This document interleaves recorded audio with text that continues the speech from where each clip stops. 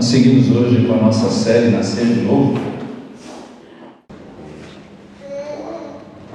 A respeito do novo nascimento, da vida que o Senhor nos traz pela sua graça, pela sua misericórdia. Semana passada nós vimos a respeito do encontro do Senhor Jesus com Nicodemos, de como o Senhor corrigiu a visão daquele homem a respeito do que é realmente nascer de novo e de como ele poderia experimentar o reino de Deus. Nós vivemos hoje nós queremos dizer, em um mundo cercado de morte. Um mundo em que a morte parece sempre nos cercar nas suas mais variadas expressões. É o caso, por exemplo, daqueles que são explorados em prol do lucro que soterra quase, ou mais, agora, mais de 1.000 operários em Bangladesh. É a morte que ronda os corredores do Congresso, na votação de projetos que prejudicam o povo e atentam contra a boa vontade do nosso Deus. A morte que já se tornou a casa dos viciados da Cracolândia.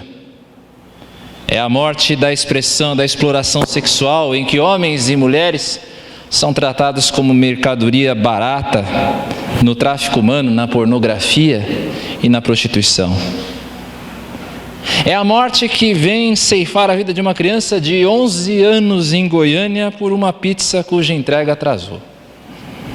É a morte dos que apodrecem nas cadeias, mas cuja verdadeira prisão está no coração. É a morte dos que vivem escravizados pelo pecado, muitas vezes sem nem mesmo estarem cientes disso. O poeta pernambucano João Cabral de Melo Neto é o autor de Morte e Vida Severina. Nesse poema, o personagem Severino, um retirante do sertão, está indo para a cidade grande no Recife e no caminho ele encontra a morte por diversas vezes. Numa rede em que um defunto é transportado, num velório em uma casa, na vida seca dos retirantes. Então o poeta escreve na voz de Severino: desde que estou retirando, só a morte vejo ativa, só a morte deparei e às vezes até festiva. Só a morte tem encontrado quem pensava encontrar vida, e o pouco que não foi morte, foi de vida severina. Será a vida mesmo assim, um morrer diário, um viver sem esperança, sem cor, sem vida? Nós nascemos tão somente para morrer e cercados de morte a cada dia? Ou será que existe a esperança de um renascer, de que mais uma vez brote a vida onde antes só havia morte? E eu convido você a buscar comigo as respostas a partir do texto de Ezequiel, capítulo 37, versos 1 a 14. Eu convido você a abrir sua Bíblia. Ezequiel, capítulo 37, versos 1 a 14.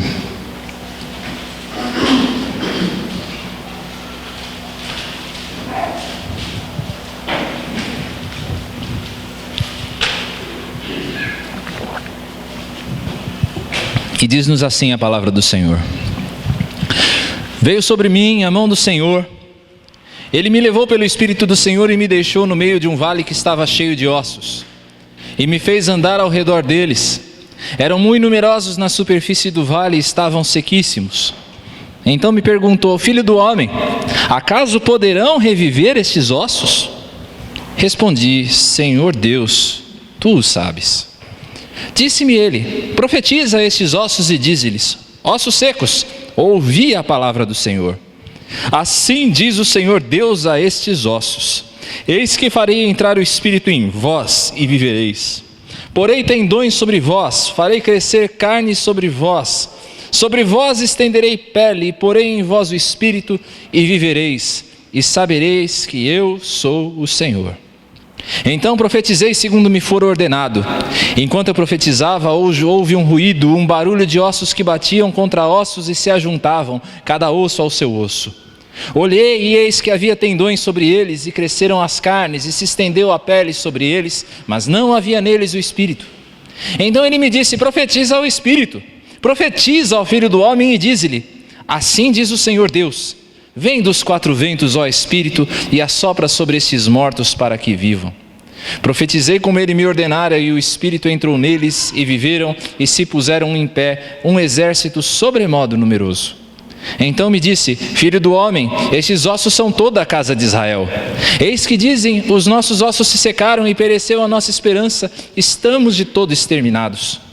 Portanto profetiza e dize-lhes: assim diz o Senhor Deus: eis que abrirei a vossa sepultura, e vos farei sair dela, ó povo meu, e vos trarei a terra de Israel. Sabereis que eu sou o Senhor, quando eu abrir a vossa sepultura e vos fizer sair dela, ó povo meu. Porém em vós o meu espírito, e vivereis, e vos estabelecerei na vossa própria terra. Então sabereis que eu, o Senhor, disse isto, e o fiz, diz o Senhor. A profecia de Ezequiel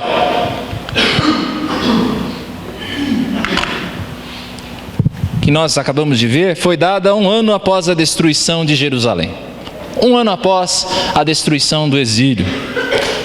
Essa destruição não foi causada pelos babilônicos, pela ganância dos babilônicos. Ela foi causada, em última instância, pelo próprio pecado do povo.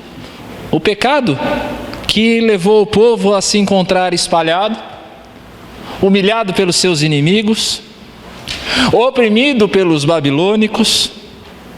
Era um povo já sem identidade, um povo sem esperança, cujo espírito e cuja noção sobre si mesmo está exposta no verso 11 do nosso texto. Pereceu toda a nossa esperança, a gente já não tem mais para onde olhar. Para onde a gente olha é só destruição, é só morte, é só opressão, é só tristeza. Isso porque, queridos, o pecado tem esse poder destruidor. O pecado tem esse poder de destruir. O pecado, ele nos separa de Deus, em primeira instância, de Deus, e ele nos separa também do próximo. O pecado, ele nos humilha diante de nós mesmos, nós nos sentimos humilhados, apequenados diante da miséria do pecado. O pecado, ele nos envergonha em relação aos outros. Quantos de nós já não nos sentimos envergonhados diante das nossas próprias faltas? O pecado, ele retira um pouco da dignidade humana que nós temos. Nós não fomos feitos para pecar. Deus não nos fez assim. E quando nós pecamos, um pouco daquela essência humana que Deus nos dá é perdida. O pecado não nos faz ver absolutamente nada senão morte. Pode ser que ele tenha o seu brilho, pode ser que em determinado momento pecar seja gostoso, mas o caminho do pecado é um caminho que leva à morte. A pergunta do verso 3 do nosso texto é também condizente para nós hoje. Pode haver esperança quando os ossos estão secos, quando a morte já se tornou algo tão definitivo? Pode haver esperança quando o pecado já criou uma situação de destruição em que parece não haver mais saída? E se Ezequiel dá uma resposta sábia ao Senhor: se o Senhor quiser, pode. Se o Senhor quiser, esses ossos podem ter vida. É isso que Ezequiel quer dizer quando ele diz: Senhor, tu sabes. Se o Senhor quiser, pode. Ezequiel conhecia o caráter de Deus. Ezequiel sabia que somente Deus é capaz de brotar vida nova onde existe apenas morte. Somente Deus pode fazer isso, de colocar vida no osso seco, nos ossos secos, onde já não existe mais esperança. Ezequiel sabia que o nosso Deus é o Deus dos impossíveis. Ele se lembrava da história do seu povo, de como Deus fez o mar se abrir, de como Deus fez chover pão do céu, de como Deus é o Deus dos impossíveis. Ezequiel se lembrava na história do seu povo de um cadáver que cai sobre a sepultura de Eliseu e então ressuscita. Ele se lembrava da história do filho da viúva de Sarepta. E nisso ele sabia que Deus não era um Deus de mortos, Deus é um Deus de vivos. Deus é um Deus de vivos, não de mortos. Ezequiel certamente se lembrava de que Deus é o Senhor dos exércitos. Ele é o Deus que fez o Egito se dobrar no Êxodo. Ele é aquele Deus que faz com que o seu povo, com apenas 300 homens, tenha a vitória sobre os midianitas, que eram como uma multidão do mar, da areia do mar. pelas mãos de Gideão. Ele sabia também que Deus era aquele que enviara os babilônicos contra o seu povo, por causa do seu pecado. Ezequiel sabia que Deus era o Deus soberano, o Deus que era o Senhor de Israel, mas que era o Senhor de toda a história. Deus tem a história nas suas mãos. Se Deus quiser, Deus pode. Deus pode trazer vida onde apenas existe morte. A chave de tudo aqui está na ordem do Senhor a Ezequiel: profetiza. A chave de tudo está no profetiza. Profetizar. Profetizar é falar sobre a inspiração divina. É falar aquilo que Deus ordena. Profetizar é pregar a palavra de Deus. É anunciar a palavra. Tem muito menos a ver com o futuro do que aquilo que a gente pensa.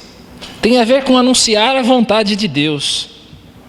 Profetizar é anunciar que Deus, ele pode subverter até mesmo a morte. Deus tem o poder de subverter até mesmo a morte. A palavra traz vida.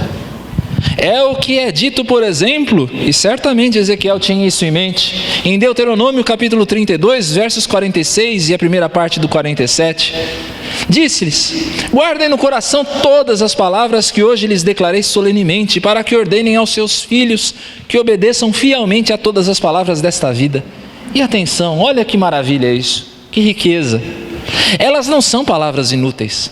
As palavras são a sua vida. A palavra, a profecia, o anunciar a vontade de Deus, ela traz vida. Quantos de nós não se lembram da declaração de Simão Pedro, quando o Senhor disse: vocês também querem ir embora? Existia muita gente que estava abandonando o grupo dos discípulos de Jesus, por causa da declaração de que ele iria para Jerusalém morrer. Então muita gente vai embora. Então ele diz para os 12: vocês também querem ir embora? E aí Simão Pedro dá uma declaração que eu acredito ser uma das mais belas da Escritura: Senhor, para quem iremos? Tu tens as palavras da vida eterna. Para onde nós iremos, Jesus, se do Senhor vem palavras que trazem vida eterna? Todo o redor é morte, mas nas tuas palavras há vida. Naquilo que o Senhor fala é vida. A palavra, meus irmãos, é o meio comum, é o meio ordinário, pelo qual Deus pode trazer vida onde antes havia morte. É através da palavra que a transformação acontece. É através da profecia, do anúncio da palavra que a transformação acontece. Não é algo que acontece pelo nosso poder. Você não pode trazer vida a ninguém. Não é pelo nosso poder que a transformação acontece. Não é por nossa força. Você não pode empurrar a vida eterna para as outras pessoas. Você não pode empurrar vida eterna para os outros, de fazer descer goela abaixo. Não é pela nossa capacidade. Você acha que você pode converter alguém? Você acha que você pode mudar alguém? Você não pode. Você pode ser o melhor apologeta, o melhor pregador, mas você não tem capacidade em si mesmo para mudar a vida de ninguém. A transformação, ela vem pela palavra, é pelo poder de Deus manifesto. Quando a Bíblia ela é aberta, quando a Bíblia é anunciada, aí a transformação vem. A nossa tarefa como igreja é dizer aos ossos secos, preste atenção, a nossa tarefa como igreja é dizer aos ossos secos, e há muitos ossos secos por aí ao nosso redor. Você provavelmente conhece muitos ossos secos ao seu redor, ou até mesmo na sua casa, ou até mesmo em você. Ouçam a palavra do Senhor, porque só a palavra pode instilar vida onde antes havia morte. Você tem que dizer para os ossos secos: ouça a palavra do Senhor, ossos secos. É só daí que vem vida. E o que eu estou falando aqui é de vida verdadeira. Não é apenas de aparência de vida. Os versos 6 a 8 nos mostram isso. Ezequiel, ele anuncia a palavra, e então os ossos começam, pela palavra da profecia, começa a nascer carne nos ossos, começam a crescer os tendões, os nervos, começa a crescer pele, mas há algo que está faltando aí. Os ossos não têm espírito. São corpos sem espírito. Havia nesses ossos uma aparência de vida. Havia aparência de vida, mas ainda não era a vida verdadeira. Parecia que era algo vivo, mas ainda não era vivo. Não era a vida verdadeira. Deus estava mostrando que Israel poderia simplesmente ser restaurado àquilo que ele era antes do exílio. Deus tinha poder até mesmo de levar Israel novamente àquela glória que havia no reino de Davi. Deus podia fazer isso. Só que Deus, ele tinha planos maiores do que isso. Planos muito maiores para Israel do que simplesmente restaurar Israel à sua glória antiga. Nós podemos entender disso que pela palavra, a aparência de vida pode se fazer ver nesse mundo. A palavra pode trazer a aparência de vida nesse mundo. Através da palavra, por exemplo, você pode ver pessoas deixando seus vícios. As pessoas leem a palavra de Deus, ou elas ouvem nos falando, elas falam, realmente eu preciso abandonar as minhas más práticas, eu preciso abandonar os meus vícios. Elas podem entender isso. Através da palavra, casamentos podem ser restaurados. As pessoas podem vir aqui ouvir uma palestra, ouvir uma mensagem a respeito de casamento e aquilo entrar na mente delas e falar, realmente eu preciso mudar nisso, nisso e naquilo. Através da palavra, sociedades podem ser transformadas. Quantas vezes nós já não citamos aqui, por exemplo, William Wilberforce, Martin Luther King e outros que transformaram a sociedade a partir da sua fé. Só que isso, queridos, ainda não é vida verdadeira. Isso não é vida verdadeira ainda. Isso é aparência de vida. Há pessoas que têm essa aparência de vida, mas que ainda não estão verdadeiramente vivas. Deixa eu me explicar. São gente boa, pessoas boas.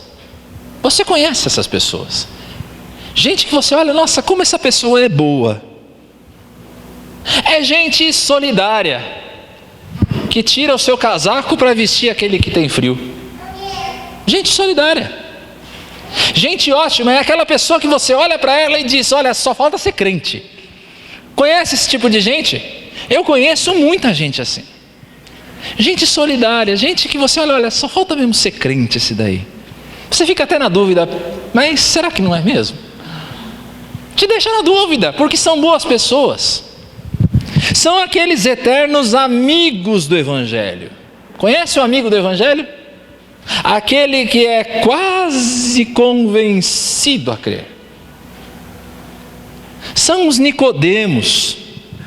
São aqueles que veem os sinais de Jesus, aqueles que se maravilham do seu ensino, mas ainda não entenderam o que é realmente necessário para ter a vida eterna.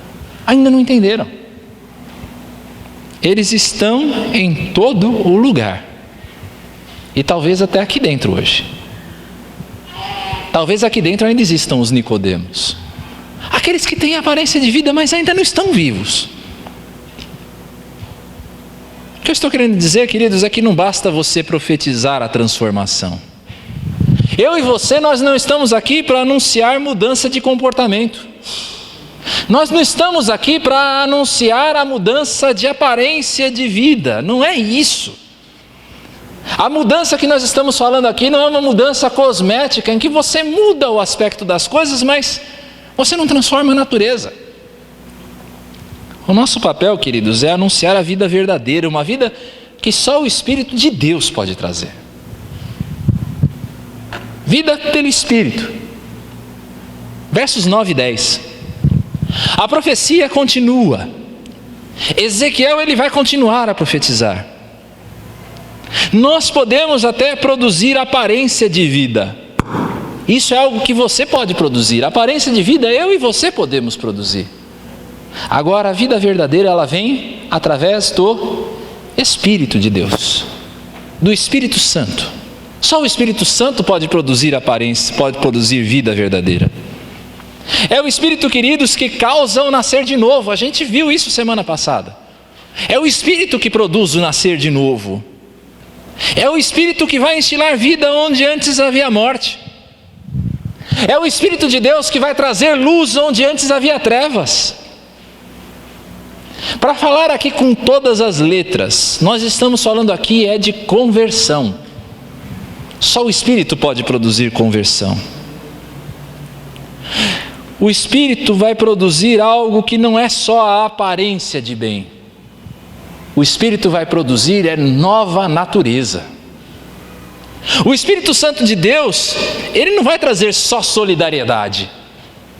O Espírito Santo vai trazer amor verdadeiro. O Espírito Santo, ele não vai produzir só bom comportamento. O Espírito Santo produz arrependimento eficaz. É aquele arrependimento que leva à vida. O verdadeiro plano de Deus, queridos, não é nos fazer felizes. Preste bem atenção nisso. Preste bem atenção nisso, você que está assistindo aí de casa. O intento de Deus não é nos fazer felizes. O intento de Deus é fazer com que nós nasçamos de novo para Ele. O Espírito de Deus não quer simplesmente te fazer feliz, Ele quer te fazer nascer de novo. Ele quer te dar nova vida. Como igreja, queridos, nós cumprimos a nossa missão de anunciar. E eu espero que você esteja cumprindo essa missão no seu dia a dia. Só que a eficácia de tornar o teu testemunho em vida vem de Deus. Ele vem do soprar do Espírito. Você profetiza, o Espírito sopra e a vida acontece. Não é você quem faz. Isso porque é o Espírito que convence acerca do pecado, da justiça e do juízo. É só o Espírito que pode convencer alguém que ele é pecador. É só o Espírito que pode guiar a toda a verdade, abrir os olhos da pessoa para que ela olhe para a cruz e ela veja aquilo como algo verdadeiro. Porque é só o Espírito que abre a vista aos cegos. É o Espírito que dá luz para que a pessoa entenda quem ela é e quem Deus é diante dela. Vida verdadeira é o que nós temos de anunciar, é a vida pelo Espírito. E Deus pode produzir vida pelo Espírito. Deus pode produzir em nós uma vida vivendo de volta para casa, de volta para a minha terra. Versos 12 a 14 do nosso texto, Deus faz uma promessa a Israel. Não só que Ele iria restaurar, não só que Ele iria dar vida pelo Espírito, mas que Ele levaria o povo de volta à sua terra. Eis aqui o objetivo final de Deus, de pegar esse povo, restaurá-lo e levá-lo resgatado até sua terra. De fato, quando você observa a história bíblica, Deus ele levou o seu povo de volta para Canaã. Cerca de 70 anos depois dessa profecia, Deus levou de fato Israel de volta a Canaã, mais especificamente Judá, de volta ali a Jerusalém. Mas será que era só isso? Será que era só isso que essa profecia queria dizer? Eu creio firmemente que essa profecia, queridos, está apontando para Jerusalém celeste. Conforme o texto de Hebreus, capítulo 11, versos 39 e 40 mostram. Todos esses, falando a respeito dos heróis da fé, todos esses receberam bom testemunho por meio da fé. No entanto, nenhum deles recebeu o que havia sido prometido. O que é que havia sido prometido a eles? Que eles iriam entrar na terra prometida. Nenhum deles recebeu isso. Como assim? Abraão não entrou na terra prometida? Moisés não entrou na terra prometida? Esse texto está dizendo que não. Deus havia planejado algo melhor para nós, para que conosco fossem eles aperfeiçoados. Essa profecia de Ezequiel está apontando para Jerusalém celeste. Há algo melhor no porvir. Há algo melhor para onde nós estamos indo. Deus não nos quer levar simplesmente para Jerusalém. Deus quer nos levar para a terra da vida eterna.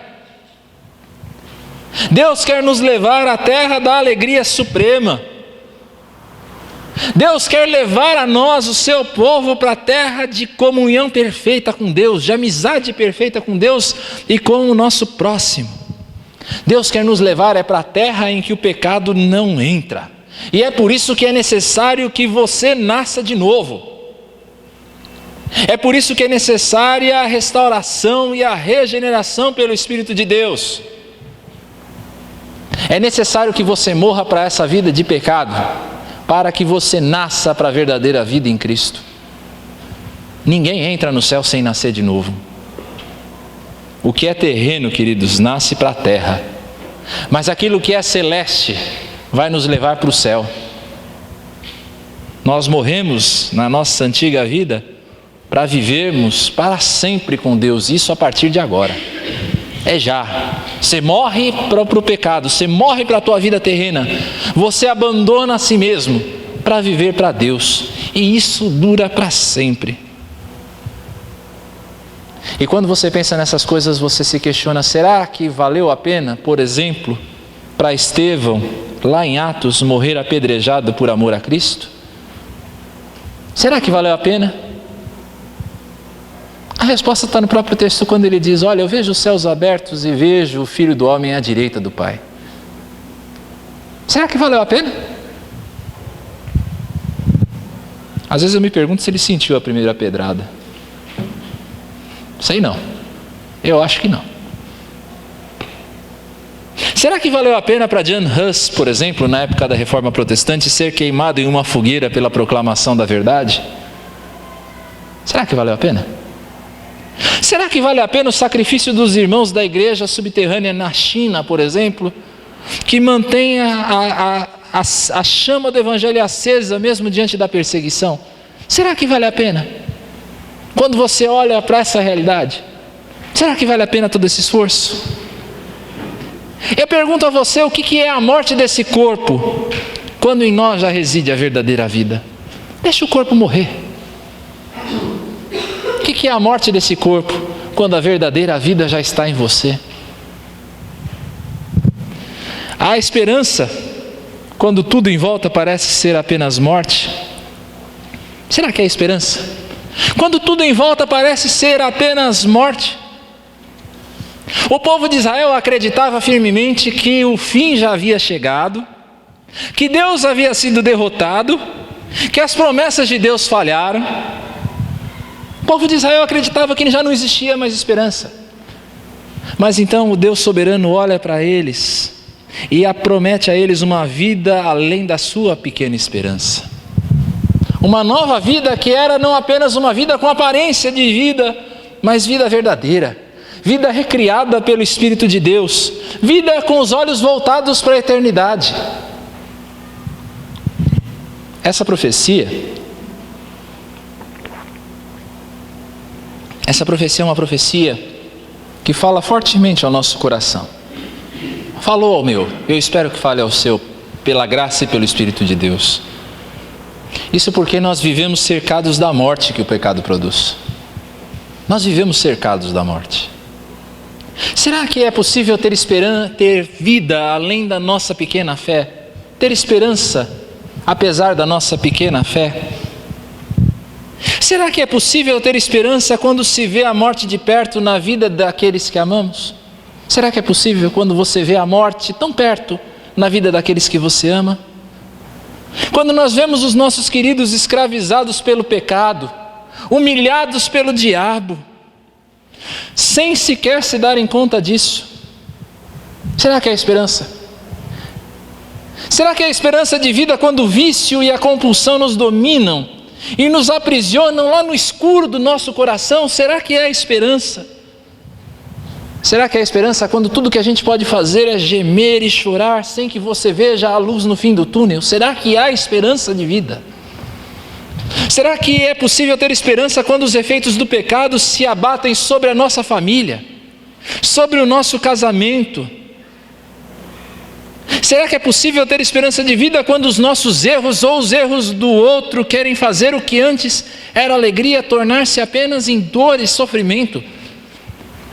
Será que é possível restaurar uma família que aparentemente morreu? Será que é possível ter esperança de dizer aos ossos secos desse mundo que se levantem e ganhem vida? Será que a gente pode ter esperança disso? Será que a gente pode ter esperança quando você abre a sua Bíblia para testemunhar do Evangelho, para falar da palavra da verdade, e o coração e o rosto de para quem você está falando se fecha? Será que dá para ter esperança?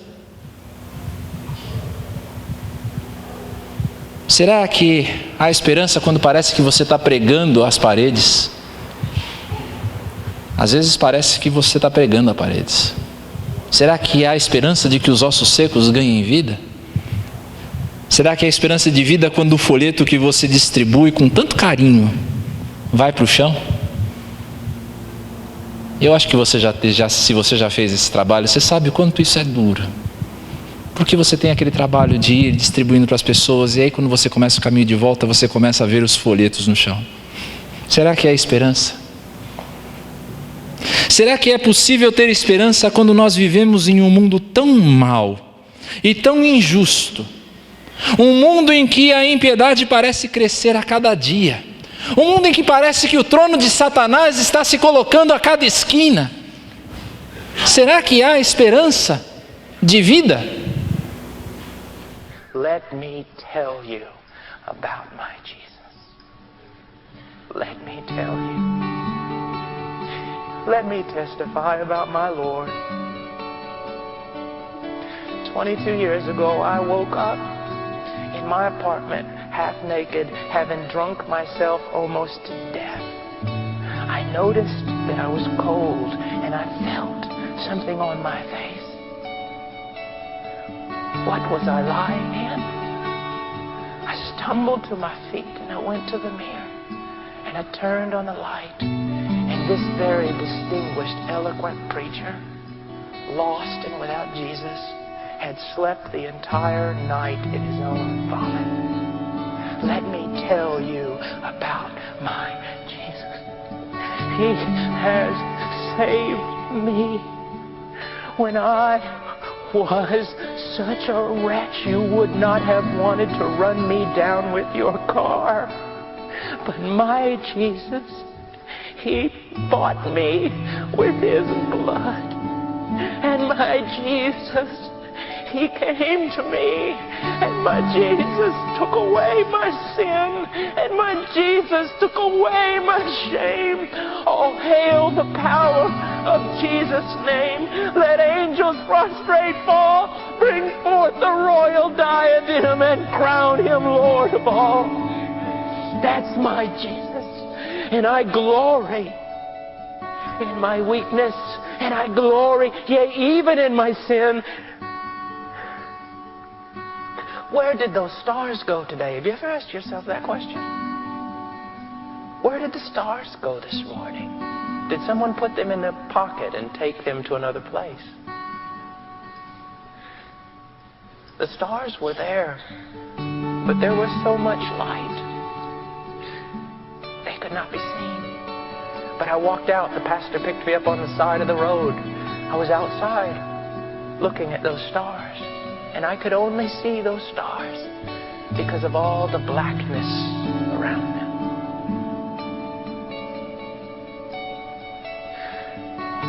Sometimes young men will ask me, Brother Paul, what's the secret? How is it that you preach the way you do? How is it, Brother Paul, that you talk about things like that? How is it that we see the power of God move? What's your secret, Brother Paul?